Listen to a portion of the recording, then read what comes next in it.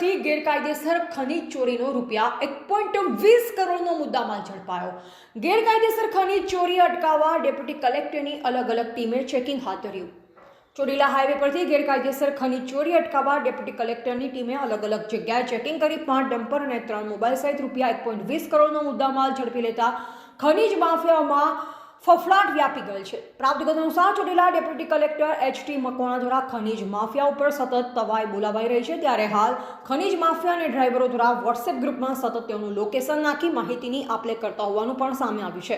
Deputy collector team સાથે સાંગાણી પુલ પાસે, આપા giga hotel પાસે અને મધરીખડા હાઈવે ઉપર ચેકિંગ શરૂ કરાયું। ચેકિંગ દરમિયાન ગેરકાયદેસર ઓવરલોડ, સાદી રેતી અને કાર્બોસેલ ભરેલા 5 ડમ્પર અને 3 મોબાઈલ સહિત ₹1,85,444ના મુદ્દામાલ સીઝ કરી મામલતદારને સોંપી દેવા હતો।